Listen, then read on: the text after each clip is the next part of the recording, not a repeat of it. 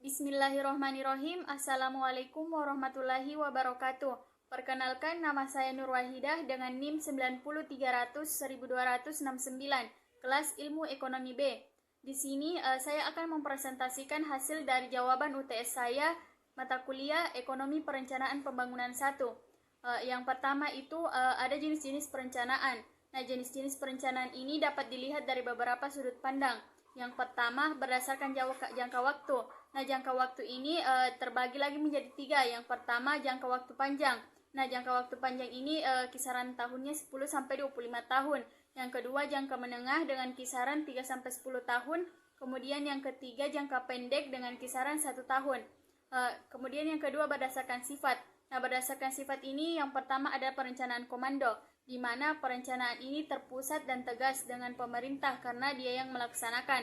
Kemudian yang kedua itu ada perencanaan dengan rancangan. Nah, perencanaan ini dilaksanakan secara demokratis dan diserahkan semuanya pada mekanisme pasar. Kemudian yang ketiga ada berdasarkan alokasi sumber daya. Nah, yang pertama ada perencanaan keuangan. Nah, perencanaan keuangan ini perencanaan yang dimana alokasi sumber dana dan penggunaan dana. Kemudian ada perencanaan fisik. Nah, perencanaan fisik ini menyangkut bangunan-bangunan fisik seperti infrastruktur dan sarana prasarana. Kemudian yang keempat berdasarkan kondisi. Ada fixed plan. Nah, fixed plan ini perencanaan yang ditetapkan atas periode waktu yang tidak berubah-ubah pada saat suatu rencana telah disiapkan. Yang kedua ada perencanaan yang berubah. Nah, perencanaan ini mengikuti perkembangan yang ada. Kemudian ada berdasarkan sistem ekonomi. Nah, berdasarkan sistem ekonomi ini terbagi menjadi 3. Yang pertama ada sistem ekonomi kapitalis, di mana eksploitasi terjadi persaingan, diskriminasi karena pemilik modal yang mengendalikan pasar. Kemudian yang kedua ada sistem ekonomi sosialis. Nah, sistem ekonomi sosialis ini sepenuhnya dikendalikan oleh pemerintah. Kemudian ada berdasarkan sistem ekonomi campuran. Nah, sistem ekonomi campuran ini adalah gabungan dari sistem ekonomi kapitalis dan sosialis yang banyak digunakan oleh negara-negara.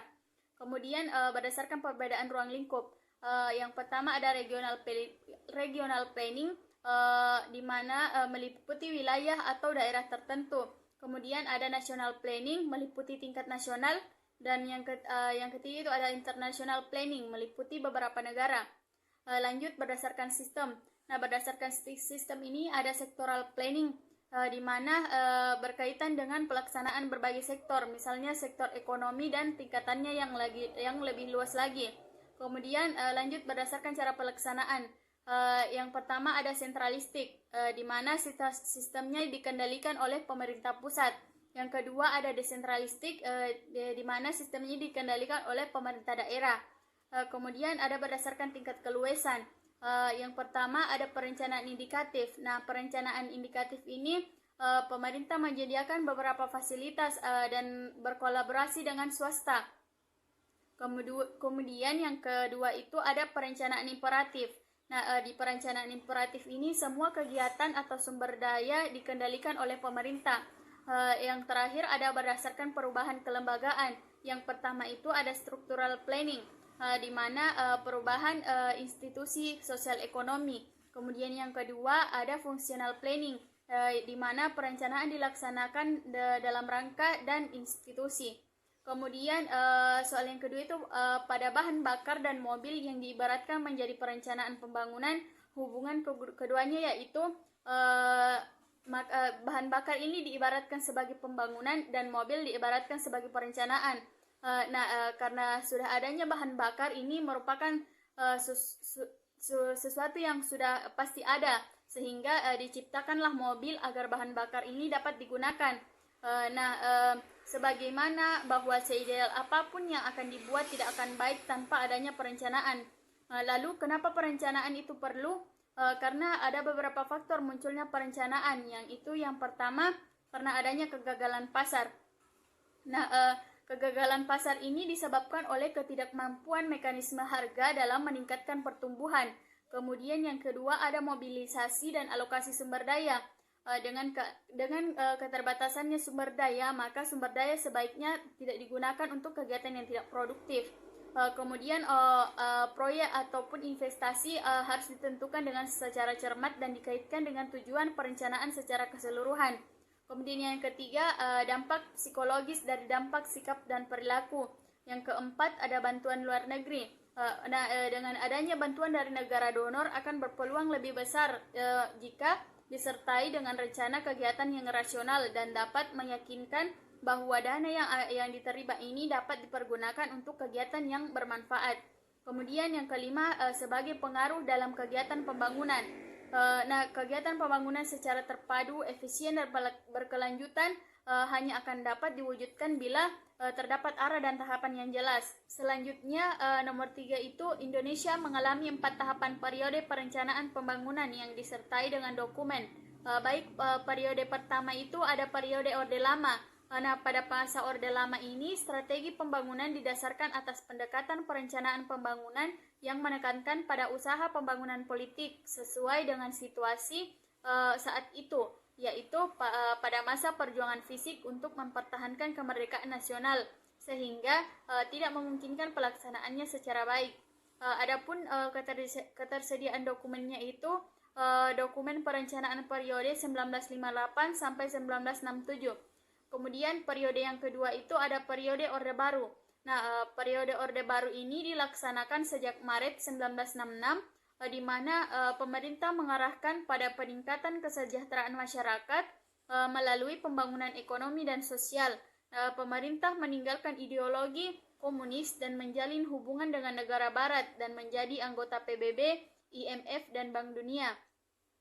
Adapun ketersediaan dokumennya ini dokumen perencanaan periode 1968 sampai 1998. Kemudian periode yang ketiga itu periode reformasi. Periode reformasi ini dimulai saat ditetapkannya pemilihan presiden dan wakilnya yang dipilih langsung oleh rakyat berdasarkan program kebijakan dan pembangunan yang menjadi acuan dalam pelaksanaan pembangunan. DEP KEU mengatur alokasi dana untuk pembangunan agar dapat diperhitungkan secara cermat dan pemilihan prioritas sesuai kemampuan pendanaan. Adapun ketersediaan dokumennya itu dokumen perencanaan periode 1998 sampai 2000 dan dokumen perencanaan periode tahun 2000 sampai 2004. Kemudian periode yang terakhir itu ada periode masa sekarang. Pada masa sekarang ini pemerintah Indonesia memberikan prioritas tinggi kepada perkembangan ekonomi dan sosial di seluruh negara Indonesia. Kemudian pemerintah juga telah menetapkan sejumlah target yang ambisius yang direncanakan tercapai pada tahun 2025. Adapun ketersediaan dokumennya yaitu Sistem Perencanaan Pembangunan Nasional pada Undang-Undang Nomor 25 Tahun 2004. Kemudian soal yang keempat, perencanaan pembangunan memiliki komponen atau unsur-unsur. Yang pertama itu adanya usaha pemerintah atau adanya tujuan yang jelas. Kemudian yang kedua, adanya jangka waktu yang telah ditetapkan. Yang ketiga, variabel yang saling mempengaruhi. Kemudian yang keempat, sasaran yang jelas. Kemudian syaratnya yang pertama ada badan perencanaan. Maksudnya ini nanti secara periodik akan dibuat laporan kemajuan dan hambatan pelaksanaan perencanaan. Kemudian yang kedua ada data statistik. Semua data statistik ini diolah sebagai bahan evaluasi untuk menentukan perencanaan masih pada proses yang diharapkan atau justru berubah haluan. Kemudian ada mobilisasi sumber daya.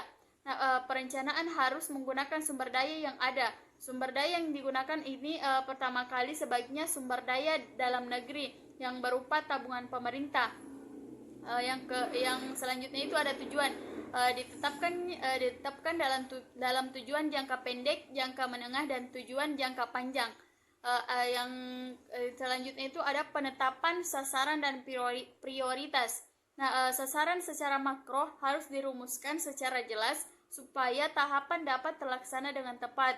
Kemudian ada keseimbangan dalam perencanaan. Keseimbangan dalam perencanaan ini agar terhindar dari munculnya krisis ekonomi, termasuk tabungan dan investasi, keseimbangannya harus dijaga. Adapun tujuannya itu yang pertama untuk mendukung koordinasi antara pelaku pembangunan.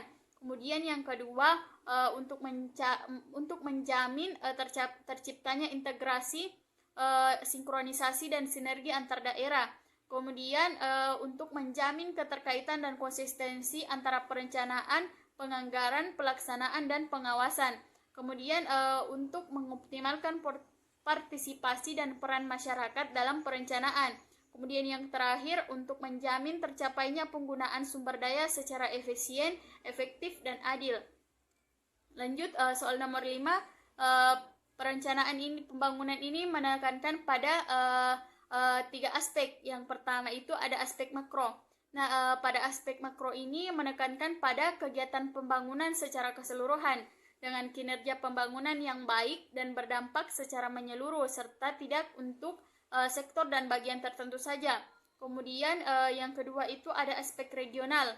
Nah, aspek regional ini menekankan pada penyusunan strategi, kebijakan, dan program pembangunan dengan memanfaatkan potensi wilayah dan keuntungan lokasi yang terdapat di daerah bersangkutan dan daerah tetangganya. Kemudian yang ketiga aspek sektoral. Nah, aspek sektoral ini menekankan hanya pada satu bidang saja atau sektor pembangunan tertentu saja. Misalnya pertanian, pendidikan, kesehatan, dan lain-lain.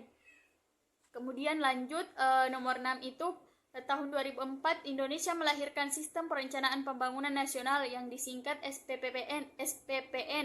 Nah, SPPN ini diatur dalam Undang-Undang Nomor 25 Tahun 2004 yang latar belakang pembentukannya yaitu karena adanya proklamasi kemerdekaan dibentuknya pemerintah negara Indonesia. Bangsa harus menyempurnakan dan menjaga kemerdekaan serta menjamin kegiatan pembangunan agar berjalan lebih efektif, efisien, dan agar dapat disusun perencanaan pembangunan nasional yang dapat menjamin tercapainya tujuan. Adapun isi dari Undang-Undang Nomor 25 Tahun 2004 yaitu bab 1 itu ada ketentuan umum, bab 2 asas dan tujuan, bab 3 ruang lingkup dan perencanaan pembangunan nasional, yang keempat tahapan perencanaan pembangunan nasional, yang bab 5 penyusunan dan tahapan rencana yang terdiri dari 3 tahapan. Yang pertama yaitu rencana pembangunan jangka panjang, yang kedua rencana pembangunan jangka menengah, yang ketiga rencana pembangunan tahunan. Kemudian bab 6 pengendalian dan evaluasi pelaksanaan rencana, bab 7 data dan informasi, bab 8 kelembagaan, bab 9 ketentuan peralihan, dan bab 10 itu ketentuan penutup. Terima kasih. Sekian dari presentasi saya. Kurang dan lebihnya mohon dimaafkan. Billahi taufiq wal hidayah. Wassalamualaikum warahmatullahi wabarakatuh.